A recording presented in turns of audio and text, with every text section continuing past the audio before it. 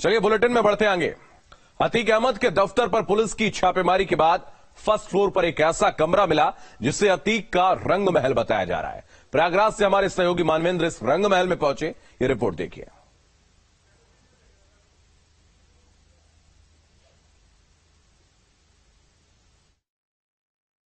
प्रयागराज में माफिया अतीक अहमद के दफ्तर पर छापेमारी के बाद जब तमाम कमरों को खोला गया तो तमाम चौंकाने वाली चीजें और जो कमरे में जो सामान मिला है उसको लेकर के चर्चा का विषय है। और सबसे ज्यादा जो चर्चा है वो अतीक अहमद के इस कमरे को लेकर के है जिसे अतीक अहमद का रंग महल कहा जा रहा है। और ये कहा जाता है कि जिस तरह से इस कमरे में तीन तरफ जो है वो गद्दे लगाए गए हैं और बीच में भी अगर ये इस फर्श की बात करें तो ये एक तरह से डनलप है, सॉफ्ट है। इसको लेकर के चर्चाएं ये हैं कि अतीक अहमद का रंग महल था और जब काम से या फिर इलेक्शन कैंपेन के बाद जब अतीक अहमद और अशरफ थक जाते थे तो इसी कमरे में आकर के वो अपने मनोरंजन का इंतजाम करते थे। और लोगों का ये भी मानना है कि यहाँ पर तमाम जो डांसर्स हैं उनको बुलाया जाता था और यहाँ पर डांस भी होता था, डांस देखते थे। और यहाँ पर एक तरह से कह सकते हैं कि जो तमाम मनोरंजन के साधन हैं, पास में किचन है, वहां पर मुर्ग मसल्लम वगैरह बनाया जाता था। और जिस तरह से ये पूरा कमरा अगर आप देखेंगे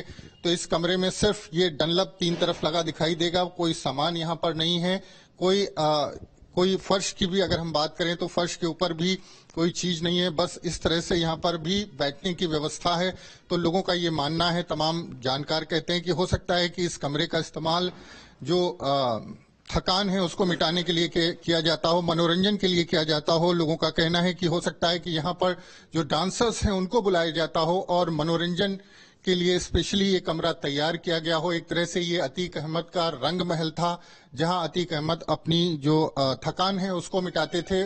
और यहाँ पर तमाम तरह के वो साधन और उस तरह के जो सामान थे वो सब उपलब्ध होते थे जो एक तरह से कह सकते हैं कि अय्याशी के सारे साजो सामान इस घर में मिले हैं। जिस तरह से ये पूरे घर को डिजाइन किया गया है, लेकिन अतीक अहमद का ये कमरा बेहद अहम है जो चर्चा का विषय बना हुआ है। प्रयागराज से वीडियो जर्नलिस्ट विवेक श्रीवास्तव के साथ मानवेंद्र प्रताप सिंह, न्यूज स्टेट, उत्तर प्रदेश।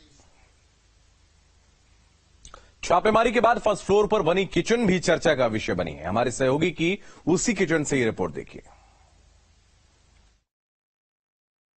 प्रयागराज में अतीक अहमद के कार्यालय के फर्स्ट फ्लोर पर बना ये हाईटेक किचन भी चर्चा का विषय बना हुआ है। आप देखें तो इस किचन को देख करके ऐसा लगता है कि अभी हाल तक इसका इस्तेमाल होता रहा है। यहाँ पर तमाम जो है आपको देखें तो यहाँ पर रोटियां भी रखी हुई हैं और मसाले हैं, अचार है, आटा है, सारे साजो सामान जो खाने में इस्तेमाल होते हैं वो यहाँ पर है। और हालांकि जो चूल्हा है वो ऐसा लगता है कि नहीं चल रहा है, लेकिन ये हीटर जो है, हीटर के जरिए ऐसा लगता था कि यहाँ पर कुछ बन रहा था। तो हो सकता है कि पुलिस ने जिन लोगों को गिरफ्तार किया उसमें से कुछ लोग इस दफ्तर में भी रह रहे हो। अगर आप देखें तो खाने पीने का तमाम मसालों से लेके आटे से लेके तमाम चीजें यहाँ पर उपलब्ध हैं, तमाम बैग्स रखे हुए हैं। और जिस तरह से रोटी यहाँ पर बनी हुई रोटी रखी है उससे ये एहसास होता है कि शायद हाल ही में यहाँ पर कोई खाने या पीने का सामान बनाया गया हो। अगर आप यहाँ देखें तो सब्जी की डलिया में आलू भी रखे हैं और ये आलू अभी ताजे हैं यानी खराब नहीं हुए हैं। इस लिहाज से ये कह सकते हैं कि यहाँ पर कुछ लोग जरूर रह रहे होंगे। जिस तरह से पुलिस ने छापेमारी करके इस दफ्तर से 72 लाख रुपए से ज्यादा पैसे बरामद किए हैं, साथ में हथियार बरामद किए हैं, उसके बाद अतीक अहमद का ये पूरा कार्यालय चर्चा का विषय बना हुआ है।